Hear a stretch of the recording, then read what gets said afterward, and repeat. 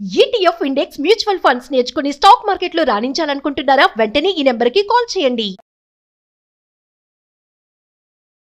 బహుళ చికురభారం బద్ధపించావతంసం చపల చపల నేత్రం చారు బింబాదరోష్టం మధుర మృదులహాసం మందరోదారలీలం మృగయతి నయనం మే ముగ్ధవేషం మురారే. భాగవత కథాసుధ 4వ భాగంలోకి వచ్చాం. అంటే ధనుర్మాసం 4వ రోజు. గోదాదేవి కృష్ణుడి లీలని తన చెల్లులకు చెప్తూ నిద్రలేపుతూ రంగనాథుడి సేవకు వేళయింది రండి అని పిలుస్తోంది. మనం ఇప్పుడు కృష్ణ సేవలోకి వెళ్దాం. పూతనని తృణావర్తుణ్ణి ఇద్దరిని బాలుని రూపంలో ఉన్న నారాయణమూర్తి సంహరించాడు. ఆ తర్వాత ఏం జరిగిందో చూద్దాం. ఒకరోజు యశోదాదేవి పిల్లవాడికి పాలిచ్చి ఒళ్ళో కూర్చోబెట్టుకుని చూస్తోందట పిల్లాడికేసి. తల్లులు పిల్లల అందాన్ని అలా పరిశీలిస్తారు. నా పిల్లడి కళ్ళు అచ్చు నాలాంటివే, వీడి ముక్కు వాళ్ళ నాన్నది, ఆ మూతి నాయనమ్మదో మేనత్తో ఇలా ఆలోచిస్తూ పిల్లల్ని కన్ను ముక్కు జుట్టు సవరిస్తూ చూసుకుంటూ ఉంటే అని ఆవలించాట చంటివాడు. ఈ నోరు తెరిచిన పిల్లాడికి ఆ లోపంలో నోట్లో ఆకాశము, నక్షత్రాలు, సూర్యుడు, చంద్రుడు, భూమి, సముద్రాలు, పర్వతాలు, నదులు, చరాచర సమస్త సృష్టి కనిపించిందట. ఆమె వణికిపోయింది. ఏమిటి పిల్లాడెంత, వాడి నోరెంత, అది ఏం కనపడుతుందో, ఆ కనపడేది ఏమిటో తెలియలేదు. కళ్ళు మూసుకుందట భయమేసి. భయపడుతూనే కళ్ళు తెరిచి చూస్తే ఏమీ లేదు. ఆవలించిన పిల్లాడు కళ్ళు మూసుకుని నిద్రపోతున్నాడు. ఈవిడ అనుకుంది, ఒక్క క్షణంలో భగవంతుడి అనుగ్రహం ఆమె మీద ఉన్న విష్ణుమాయ తొలగిపోయింది. అబ్బే, ఆ తొలగిపోవటం వల్ల ఆవిడకి అది కనపడింది. ఎప్పుడైతే ఈ కంగారు పడిందో మళ్ళీ ఆమెని మాయలోకి లాగేశాడు భగవంతుడు. నా పిల్లాడే, ఏమిటో నాకు అట్లా ఉండుండి అలా అనిపిస్తూ ఉంటుంది, అంతా నా భ్రమ అని అనుకుని సర్దుకుంది. తను నా పిల్లాడే, ఇదేవి నేను చూసింది ఏది నిజం కాదు, ఏదో భ్రమలో చూశాను, ఊరికే నాకే కన్ను కలిగింది అని అనుకుని సర్దేసుకుంది. తర్వాత ఏమైందట, కొద్ది రోజుల్లో గర్గుడు అనే మహాతపస్వి యాదవ వంశాలకి పురోహితుడు. అయితే ఈ గర్గ ఋషి వీళ్ళని చూడ్డానికి వచ్చాడు. వచ్చేసరికల్లా ఈయన నందుడు పరమానంద భరితుడై ఆయన కూర్చోండి అని కూర్చోబెట్టుకున్నాడు. ఆయన చాలా పూజించాడు. భార్య పిల్లవాడు అందరితోటి ఆయన సేవించాడు. రోహిణీదేవిని తీసుకొచ్చి, మహర్షి, మీ వంటి వాళ్ళు మమ్మల్ని తరింపజేయడానికి మా ఇళ్ళకు వస్తారు, మీకు ఏ సేవ చేయమంటే అది చేస్తానన్నాడు. తర్వాత ఎలాగో మీరు వచ్చారు కాబట్టి మా యందు అపారమైన దయతోటి నా కుమారుడికి మా ఇంట్లోనే ఉంటున్నటువంటి వసుదేవుని కుమారుడు ఇద్దరికి నామకరణం చేసి ఆశీర్వదించండి అని అడిగాడు. ఈ గర్గుడు నవ్వాడట ఆయన. అయితే గర్గ సంహిత అని ఒక పుస్తకం ఉందండి, అందులో కూడా కృష్ణ గాథలు ఉన్నాయి. గర్గుల వారే రాసినవి కొన్ని కథలు. ఈసారి ఎప్పుడైనా వీలు వెంబడి చెప్పుకుందాం. అయితే ఈయన ఏమన్నాడంటే, నందా, నేను యాదవుల పురోహితుడని అందరికీ తెలుసు. నేను ఇక్కడికి వచ్చిన సంగతి నేను దాద్దామన్నా దాగదు. తర్వాత యాదవుల నివాసాలకి నేను ఎప్పుడు వెళ్తాను, అది నా కర్తవ్యం, ఏంటి వంశానికి పురోహితుడు కాబట్టి పెద్ద పట్టించుకోరు. కానీ ఇక్కడ నేను వేసే ప్రతి అడుగు, నేను చేసే ప్రతి పని కంసుడికి సమాచారం వెళ్తుంది. ఎవరెవరి ఇళ్లలో నేను ఎక్కువసేపు ఉన్నాను, ఎవరి పిల్లవాడిని నేను ఎంత పరిశీలించాను, ఎవరికి ఏ ధర్మకార్యాలు చెప్పాను అన్నీ తెలుస్తాయి. అప్పుడు అతను, ఎందుకంటే ఇతని తాలూకు గూఢచారులు అనేక రూపాలతో రాజ్యమంతా విస్తరించి ఉన్నారు. దేవకీదేవి 8వ గర్భంగా మగపిల్లాడే పుట్టాడని, ఆ పిల్లాడు ఎక్కడో రహస్యంగా పెరుగుతున్నాడని, అప్పుడు కనపడిన ఆడపిల్ల ఉందే అదేదో దైవ మాయ అని చాలా మంది అనుకుంటున్నారు. ఏముంది, నలుగురు 4 రకాలుగా మాట్లాడుకుంటారు. ఆ మాటలు కంసుడి వరకు చేరాయి. వాడు నమ్ముతున్నాడు కూడా. అది దైవమాయ, పిల్లాన్ని ఎక్కడో దాచేశారు విష్ణువు, లేదా దేవతలే దాచేశారు, వాళ్ళు నా శత్రువులని భావిస్తున్నాడు. నేను ఇక్కడికి వచ్చి నలుగురితో పాటు నిన్ను పలకరించి వెళ్ళానని అనుకున్నాడు అనుకో, అది నీకు క్షేమం, నీ పిల్లలకి క్షేమం. అలా కాకుండా నేను పనిమా అలా మీ ఇంటికి వచ్చి మీ ఇంట్లో ఉన్న పిల్లలకి, నేను నీ పిల్లలకే పోని ఏదేదో జాతకర్మాలు చేశానన్నా అని ఆయన తెలిసిందో ఆ దుర్మార్గుడు ఈ పిల్లల్ని బతకనివ్వడు. ఇప్పటికి చాలామంది పసిబాలురిని పొట్టన పెట్టుకున్నాడు. ఈ ఆలోచన మానేసేయమన్నాడు. అనేసరికల్లా ఈ నందుడు ఒప్పుకోలే. అయ్యా, ఎంత మాట, నేను ఎవ్వరికీ చెప్పను, అసలు బయటికి రానివ్వను, అట్టహాసంగా చెయ్యను. నీ అంతటి మహానుభావుడు మా పిల్లలకి పేరు పెట్టడమే మాకు గొప్ప నాయన, ఎవ్వరికీ చెప్పం, నేను నా భార్య అంతే.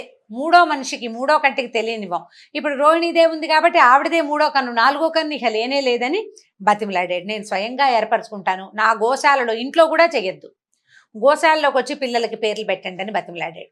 సరే, ఆయన ఒప్పుకున్నాడు. నందుని గోశాలలో ఎవ్వరికీ తెలియకుండా రహస్యంగా శాస్త్రోక్త విధానంగానే నామకరణాది సంస్కారాలు చేసేశారట. పిల్లలకి పేర్లు పెట్టాలి, నామకరణానికి బోల్డంత మంత్రం అవన్నీ ఉంటాయి. పిల్లల్ని తేనె పెరుగు, పాలు పెరుగు తేనె కలిపి ఇస్తారు. ఏవో చిన్న చిన్న మంత్రాలు పూజలు విధానాలు నడుస్తాయి, అన్నీ ఆయన స్వయంగా చేశాడు. పేరు పెట్టే సమయానికి ఏం చెప్పాడంటే ఆ బాలుడు ఎవరు, తను పేరు పెట్టబోతున్నటువంటి తంటివాడు ఎవరు అనేది ఆయనకి తెలుసు. ఆ రహస్యం నందుడికి చెప్పకుండా ఆయన భార్యకు అసలు అర్థం కాకుండా నిజమే చెప్పాడు. ఆయన ఏం చెప్పాడు, బాలుళ్ళకి పేరు రోహిణీపుత్రుడు తన మంచి గుణాలతో మిత్రులందరికీ ఆనందాన్ని కలిగిస్తాడు, అందుకని ఇతన్ని రాముడు అందాం. ఇతనికి మానవాతీతమైన బలం ఉంది, ఎందుకంటే 1000 పడగల ఆదిశేషువే అతని రూపంలో జన్మించాడు. ఎంత బలం, భూభారం వహించగలిగిన వాడు. అంచేత ఇతను బలుడని బలరాముడని చెప్పబడతాడు. ఇతను సంకర్షణుడు, అంటే దేవకిదేవి గర్భం నుంచి ఈమె గర్భంలోకి ప్రవేశపెట్టబడ్డాడు కాబట్టి సంకర్షణుడని. అదే కాకుండా ఇతను యాదవులలో ఐకమత్యాన్ని కలిగిస్తాడు, ఎందుకంటే కంసుని భయంతో యాదవులందరూ తలా ఒక దారి పట్టారు, వాళ్ళందరినీ మళ్ళీ ఒక దారికి లాక్కొచ్చాడనమాట. సంకర్షణుడు అంటే ఆకర్షించేవాడు, దగ్గరికి లాగేవాడు అని. కాబట్టి ఈ రకంగా ఈ పిల్లవాడికి సంకర్షణుడని నామధేయం బాగుంటుంది నాయన అని చెప్పాడు.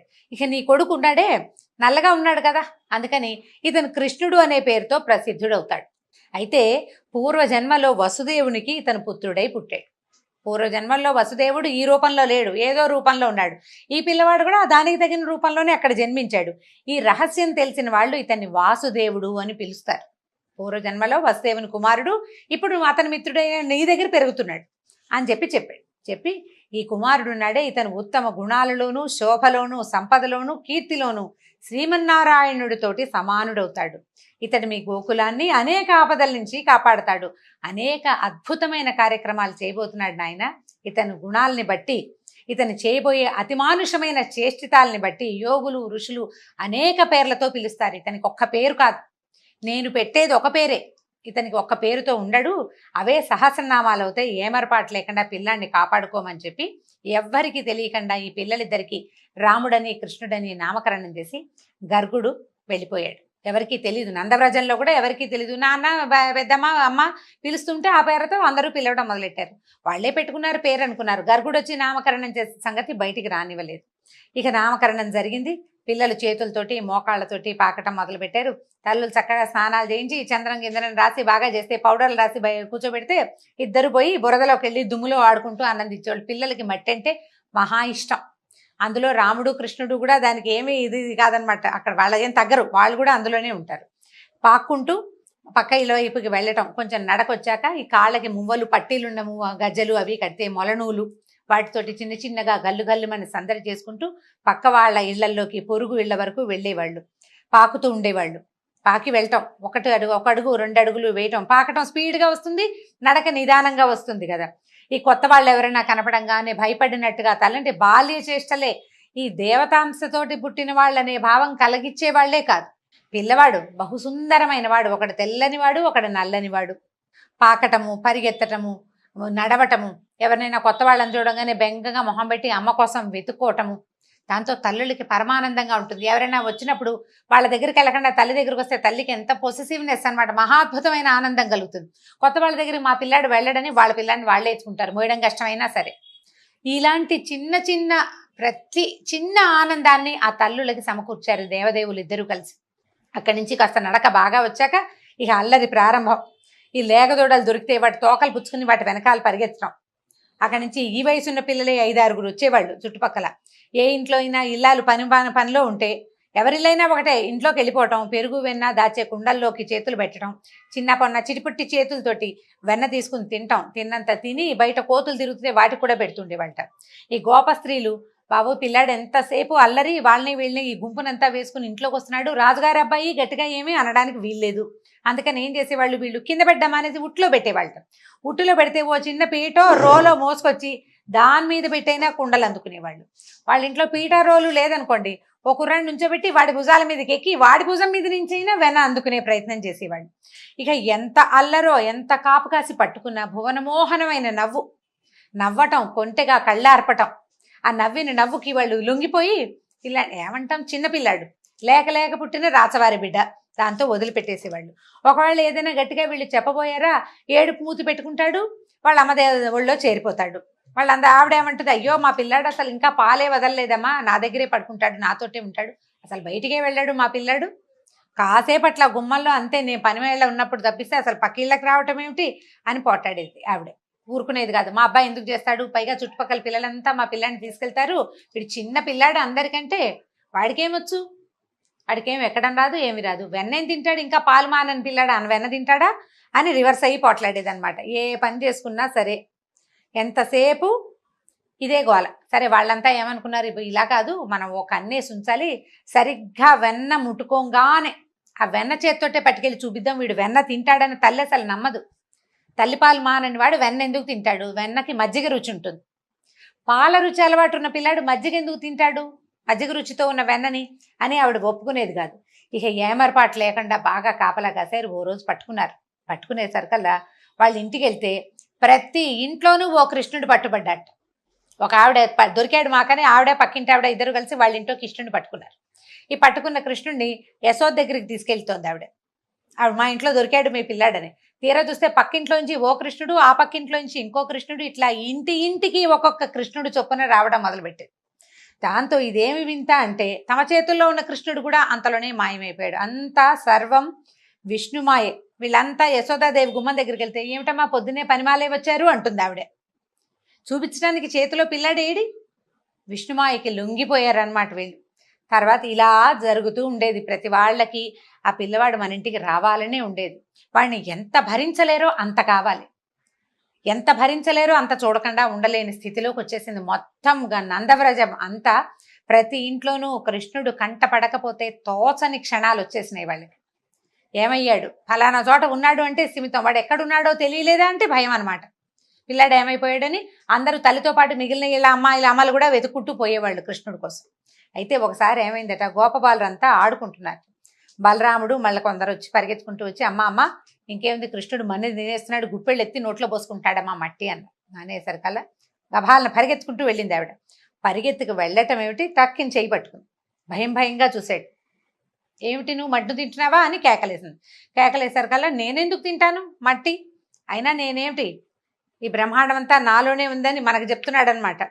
నా మాట నమ్మకపోతే ఎదురుకుండా ఇప్పుడు వాళ్ళు అబద్ధం చెప్తున్నారు, ఆడుకుంటుంటే ఓర్చుకోలేక అన్నయ్య అందరూ అబద్ధం చెప్తున్నారు, నా నోరు చూడు కావాలంటే నువ్వని చెప్పేసి నోరు తెరిచి చూపించాడు. నోట్లో చూడొద్దు, నోట్లో ఏముందో, పిల్లలు నోట్లో ఏదైనా పెట్టుకుంటే నోరు తెరిచి చూపించారు. నోరు తెరువంటే ఇక ససేమిరా నోట్లో ఉన్నది మింగేసేదాకా మన కంటికే కనపడదు. ఈయన మాత్రం నోరు తెరిచి వాళ్ళ అమ్మకి చూపించబోయాడు. ఈ నోరు తెరిచేసరికల్లా ఎట్లా ఉంది, నోటిలో ఆకాశము, నక్షత్ర మండలము, చంద్రుడు, దిక్కులు, ఇంద్రాది దేవతలు, బ్రహ్మ, తత్వరజస్తమో గుణాలు, పంచ తన్మాత్రలు, భూగోళాన్ని, దాని చుట్టూతా ఉండే వాయుగోళం, 14 లోకాలు సముద్రాలతో సహా నోట్లో కనపడుతోంది. ఆవిడ నిర్ఘాంతపోయింది. పైగా ఆ చూస్తున్న ఆవిడకి తన నందవ్రజము, గోకులము, అందులో ఉన్న గోపస్త్రీలు, గోవులు, గోపాలురు అందరూ, ఆఖరికి బలరాముడు తను కూడా ఆ నోట్లోనే కనపడుతున్నారు. ఆ నోరు తెచ్చుకుని చూస్తూ ఉండిపోయింది. క్షణంలో ఆవిడకి ఏమైంది, కలయో వైష్ణవమాయో అంటారు పోతన గారు. ఇదేమిటి, వీడు నోరెంత, చంటి పిల్లవాడు 4-5 ఏళ్లవాడు, వాడి ముఖం ఎంత, అందులో నోరెంత, ఆ నోట్లో ఈ అజాండమంతా కనిపించడం ఏంటి, ప్రపంచమంతా అని నిర్ఘాంతపోయింది. అసలు నేను యశోదాదేవిని కానా, వీడు నా కొడుకు కాదా, ఏమిటి ఇదేని ఎంత అయిపోయిందో, కలయో వైష్ణవమాయ ఉంది, ఇదేమిటి. ఆవిడికి విష్ణుమాయ మీద అవగాహన ఉంది కొంత, ఈ కనపడుతున్న బ్రహ్మాండాన్ని దాన్ని నిశ్చయించలేకపోయిందనమాట. ఒక్క క్షణం ఆవిడకి బుద్ధికి తెలిసిపోయిందనమాట. ఈ ఏదైనా సరే విశ్వాత్మకుడైన శ్రీహరి యొక్క విశ్వరూపాన్ని స్పష్టంగా తెలుసుకోగలిగాను. ఈ పిల్లాడికి ఏదైనా జన్మతోటే యోగ సిద్ధి ఉండుండొచ్చు. వాడు పాలు దాగి ఒక రాక్షసుని చంపేశాడు, కాలుతో తన్ని ఒక బండిని పడగొట్టాడు, గాలితో పైకి వెళ్ళి గాలితోటి కిందకు వచ్చేసాడు. అంటే ఈ పిల్లవాడి యోగ సిద్ధి ఉంది, వీడే విష్ణువేమోనని అనిపించటం లేదు ఇంకా ఆవిడికి. కానీ విశ్వాత్మని తను చూడగలిగానని మాత్రం అర్థమైంది. ఈ పిల్లాడు నా పుత్రుడని, వీడు నా నందుడు నా భర్తని, గోకులానికి ప్రభువని, నేను రాణిని, నేను ఎంతో భ్రమలో ఉన్నాను, కానీ ఈ ప్రపంచమంతా పరమాత్మేనని, అదంతా ఆయిందేనని నేను తెలుసుకోలేకపోయానే అని ఆవిడ అసలు ఒక్క క్షణం ఆమెకేమీ అర్థం కాలేదు. ఎంత అత్యద్భుతమైన పద్యం రాశారో, మామూలు పద్యం కాదండి అసలు. ఆ పద్యం చదువుతున్నప్పుడల్లా ఎంత ఎక్సైటింగ్గా ఉంటుందంటే రోమాంచితంగా ఉంటుంది. విందాం చూడండి. కలయో వైష్ణవమాయయో ఇతర సంకల్పార్థమో సత్యమో తలపన్ నేరకయున్నదాననో యశోదాదేవిగానో పరస్థలమో బాలకుడెంత ఈతని ముఖస్థంవై అజాండంబు ప్రజ్వలమైయుండుటకేమి హేతువో మహాశ్చర్యంబు చింతింపగన్ అని ఆశ్చర్యపోతుంది. ఏమిటిది అని ఆశ్చర్యపోయి క్షణంలో ఆమెకి పరమార్థ జ్ఞానం కలిగించేశాడు తల్లికి. అంతవరకు పరమాత్మ అనుకుని ఎవరికి దండం పెట్టిందో ఒక్క క్షణంలో కన్ను మలిపేశారు కల్లా తన పసిపిల్లవాడు ఆవిడ కనపడ్డాడు. ఈ బుద్ధి తెలిసిపోయింది ఆవిడికి. ఎప్పుడైతే ఈ భగవంత జ్ఞానం ఇది నేను ఇది గాను అది ఇది ఇది ఇది అని అనుకున్న తర్వాత కన్ను మూతబడి లేచేసరి కల్లా ఒక్క రెప్పపాటులో ఆమెకు పరమార్థ జ్ఞానం కలిగి మరల విష్ణుమాయ కమ్మేసింది. తన చిన్న కొడుకు నోరు తెరిచి ఆ అని చూపిస్తున్న చిన్నవాడే కనిపించాడు ఆవిడికి. తల్లి ప్రేమ తప్పిస్తే ఇంకేం లేదు. పిల్లాన్ని కావలించుకుంది. నా పిల్లాడు మట్టి తినలేదమ్మా, బంగారు కొండ, వీడు అలాంటి పనులు చేయడు, అందరు పిల్లలు నా పిల్లాడి మీద ఏవో ఒకటి కొండలు చెప్తున్నారు, ఆ పెద్దాళ్ళు అంతే పిల్లలు అంతే అని అందరినీ వాళ్ళని అనుకుని ఆ పిల్లాడిని ఎత్తుకుని కావలించుకుంది. నా పిల్లాడు మంచివాడు, బుద్ధిమంతుడు, బంగారు కొండ అని చక్కగా ఎత్తుకుని ఇంట్లోకి తీసుకుపోయిందట. అయితే ఈయన అడుగుతున్నారు పరీక్షణ్ మహారాజు, ఈమెకి ఇంత అదృష్టం ఎలా కలిగింది? ఏం చేసింది ఈవిడ కనలేదు. ఈ పిల్లాన్ని కన్నది దేవకీదేవి. ఆవిడకి చెప్పాడు, 3 జన్మలు నువ్వు అడిగిన వారం ప్రకారం నువ్వు 3 సార్లు నీకు జన్మించానని నారాయణమూర్తి స్వయంగా సెలవిచ్చాడు. యశోదాదేవి ఏ పుణ్యం చేసి భగవంతుడికి పాలిచ్చి పెంచి తల్లి బిడ్డకి అంత అపురూపమైన మాతా శిశువుల మధ్యలో ఉండవలసిన ఆ అపురూపమైన ఆనందాన్ని ఆమెకి ఎందుకు దొరికిచ్చాడు? ఏం చేసింది ఆవిడ అని అడిగితే శుకులు చెప్తున్నారు, నందుడు పూర్వజన్మలో ద్రోణుడనే వసువులలో బహుశ్రేష్ఠుడట. అంటే ఒక దేవత అన్నమాట. అతని భార్య ధర. వాళ్ళిద్దరూ బ్రహ్మను గురించి తీవ్రమైన తపస్సు చేశారట. అయితే వాళ్ళు ఏమడిగారంటే, దేవా, ఏ శాస్త్రజ్ఞానం లేకపోయినా, వేదాంతాలు అనేవి ఉన్నాయని తెలియకపోయినా, జగత్ప్రభువైన విష్ణువు పట్ల నిష్కామ భక్తి కలిగి ఉంటే మానవుడు జనన మరణ వలయాన్ని ఛేదిస్తున్నాడు. నరకవాసలోకం నుంచి సునాయాసంగా తప్పించుకుంటున్నాడు. అది భూలోకవాసుల భాగ్యం. దేవతలకు ఆ భాగ్యం లేదు. మనం దేవతలు గొప్ప అనుకుంటాం, వాళ్ళు మనకి వరాలు ఇస్తారు. కానీ మనకి లభించే సౌభాగ్యం, మానవులకి లభించే భాగ్యం దేవతలకి లేదు. దేవతలందరికీ మానవులంటే మహా అసూయట ఆ విషయంలో. మేం కూడా భూలోకంలో జన్మించాలని, ఏకాంత భక్తితో అంటే అనన్య భక్తితోటి జగన్నాథుడిని సేవించాలని కోరుకుంటున్నాము. ఆ కోరిక తీరాలని వరం ఇవ్వమని బ్రహ్మని వరం అడిగారట. భార్యాభర్త ఇద్దరికి ఏకబుద్ధి కలిగి ఉండటం ఎంత గొప్ప విశేషం అండి. భార్యాభర్తలు చెరుకో రకమైనగాను ఉంటారు, చెరో చోటు నుంచి వస్తారు, ఏవో కొన్ని భావాలు కలుస్తాయి, అన్ని భావాలు కలవు. ఇలాగ తదేక భక్తి తత్పరత ఉండటం చాలా విశేషమైన సంగతి. వీళ్ళిద్దరూ ఈ వరం అడిగితే తథాస్తన్నాడట. ఆ ద్రోణుడే భూలోకంలో నందుడుగా జన్మించాడు. అతని భార్య ధర యశోదయింది. వాళ్ళకి పుత్రుడైన కృష్ణుడి పట్ల ఏ కోరిక చేత మలినం కాని ప్రేమ, అంటే మనం శ్రీహరి పట్ల కలిగే ఈ ప్రేమని భక్తి అంటాం మనం. వాళ్ళకి ఆ భక్తి కలిగింది. గోకులంలో ఉన్న గోపాలుడికి గోపస్త్రీలకి సహజంగానే స్వామి మీద ప్రేమ కలిగింది. లోకేశ్వరుడైన విష్ణువు తన కుమారుడైన బ్రహ్మ ఇచ్చిన వరం నిజం చేయటానికి బాల్యమంతా గోకులంలో ఉండి నంద యశోదలకి తనని ప్రేమించి సేవించే భాగ్యం కలిగించాడు. అయితే చూడండి, దేవకీ వసుదేవులు తమ విష్ణువుని తమకు కుమారుడుగా పుట్టమని మాత్రమే కోరారు. కృష్ణావతారంలో ఆయన ఆ కోరిక తీర్చాడు వాళ్ళకి. అదే అవతారంలో నంద యశోదలకు కోరిక కూడా తీర్చవలసి వచ్చింది.